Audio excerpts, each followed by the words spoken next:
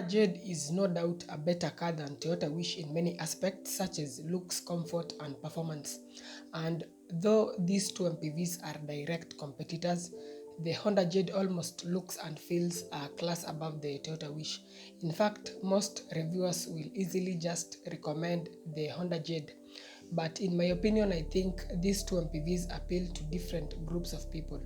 Toyota Wish is more of a tough general purpose car. It can be used as a family or business car. It's a very simple car that is easy to live with in terms of maintenance. Honda Jade on the other hand is more of a premium MPV.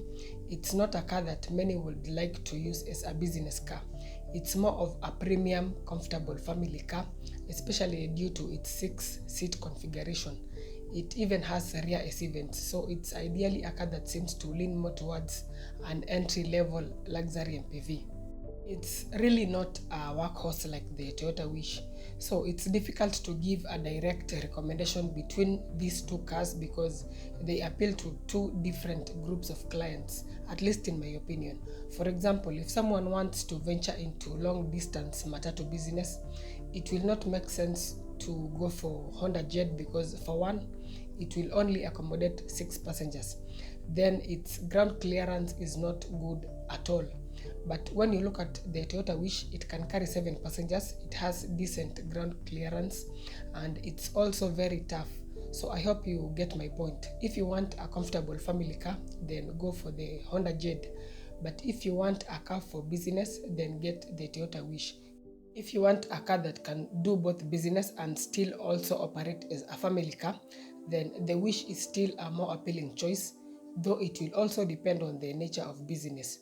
If it's a business that will entail carrying some heavy and bulky luggage for long distances, the Wish will be the better car because that car is a workhorse. But if the business will entail just some light work and the car will not be overworked, then the Jade will be a more appealing choice. So having talked about the recommendations, let's now compare the specifications of these two MPVs. Please stay tuned, consider subscribing to the channel for more informative content on cars and bikes, and welcome to Mpv Reviews.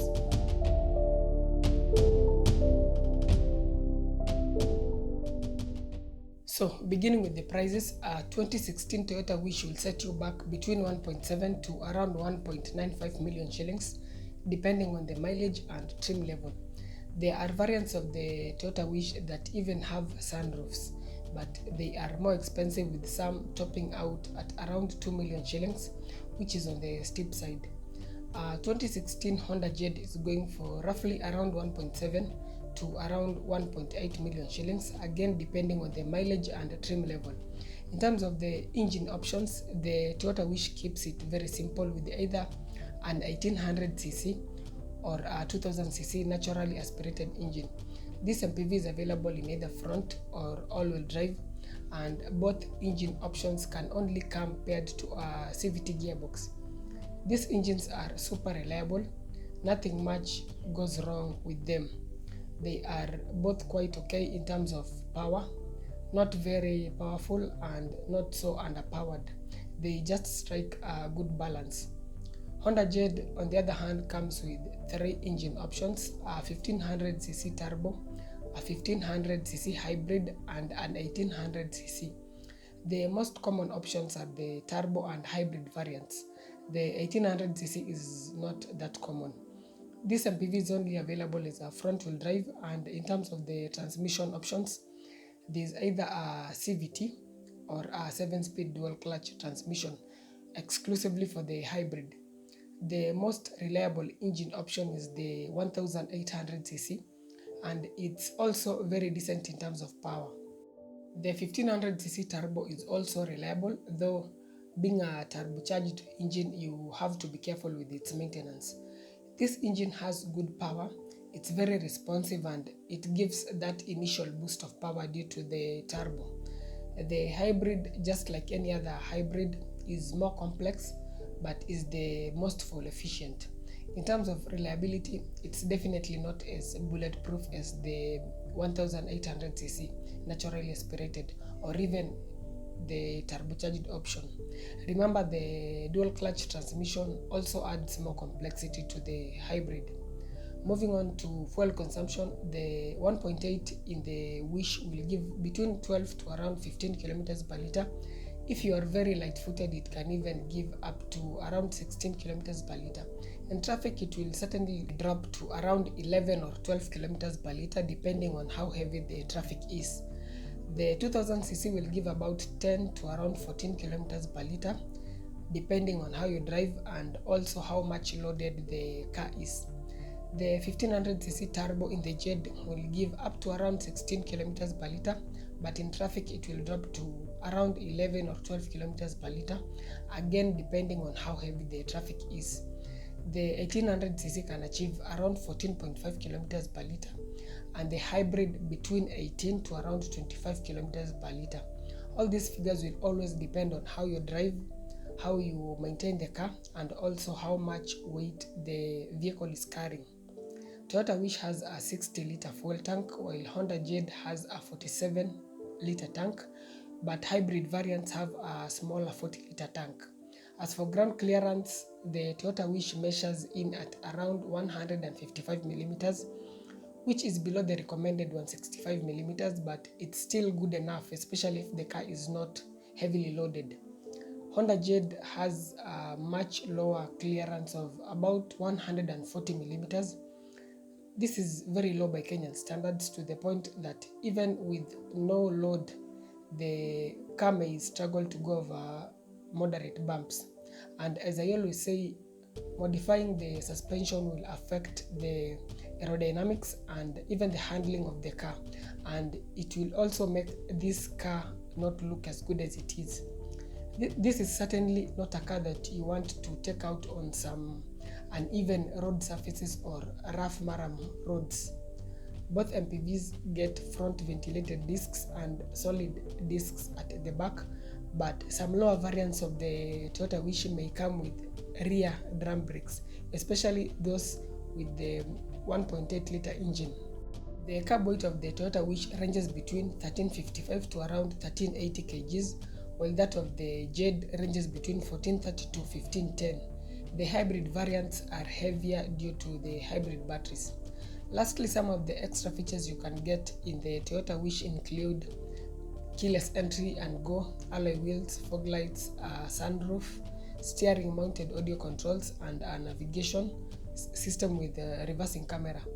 The Honda Jade can come with even more features such as cruise control, dual zone AC, LED lights, leather interior, paddle shifts, and Honda Sensing, which is a suite of active driver assist safety features such as blind spot detection and front collision mitigation.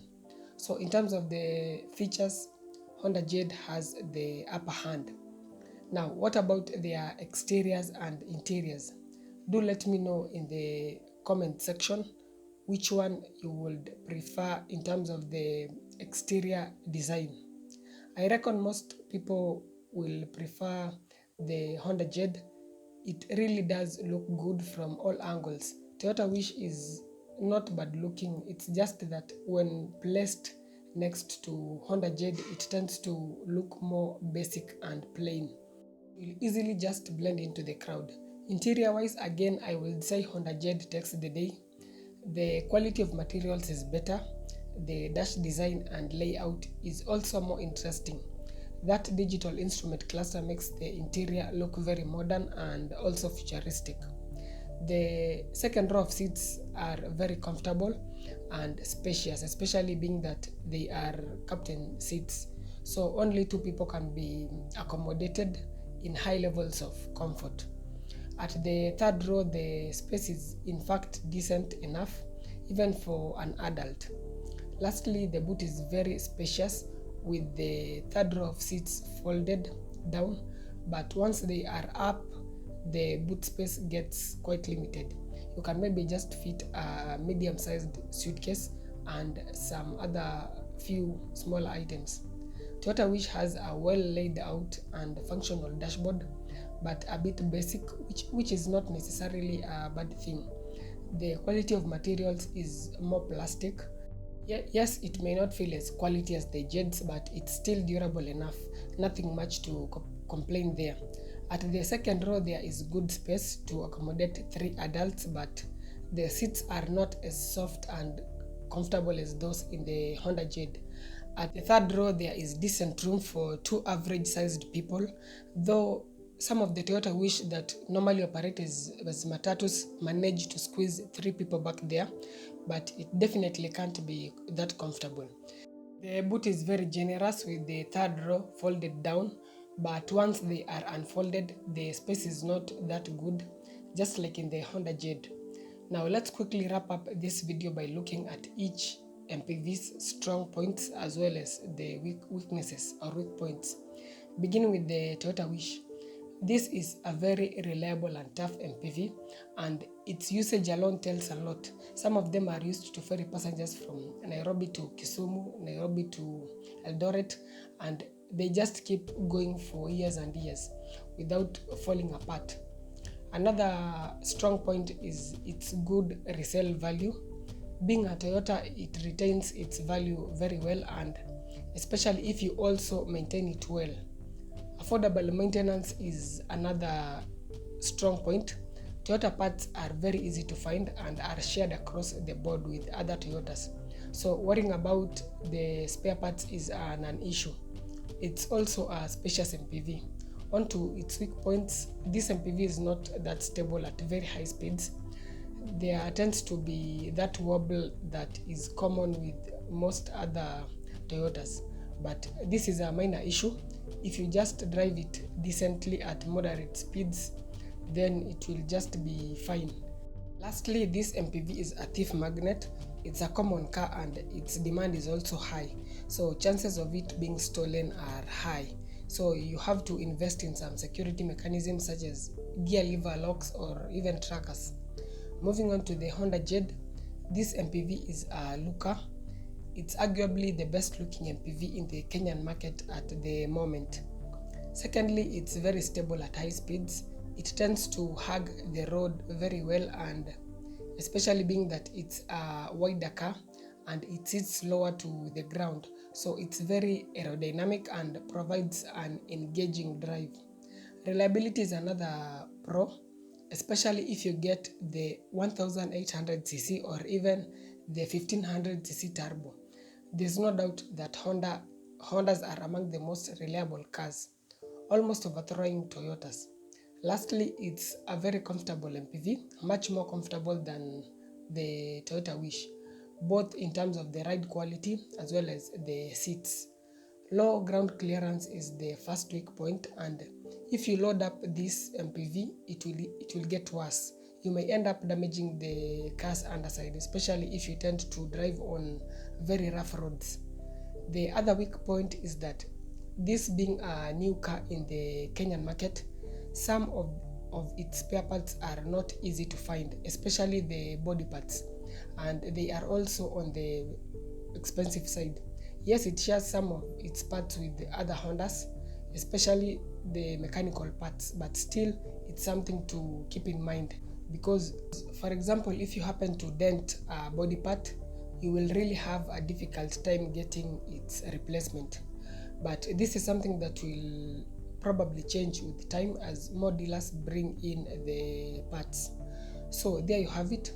Both Mpvs are quite good. Do let me know which one you would go for. Personally, I would prefer the Honda Jade, but if I needed a multi-purpose car for business and family, I would get the Toyota Wish. I hope this has been helpful. Thanks a lot for watching. Please consider subscribing to the channel for more informative content on cars as well as bikes. If you have any enquiries, feel free to reach me via WhatsApp or email. That's it for this particular episode. Stay safe and drive safe during this festive season. Remember, the festive season comes and goes, but if you go, there's no coming back. So drive safely. See you in the next one.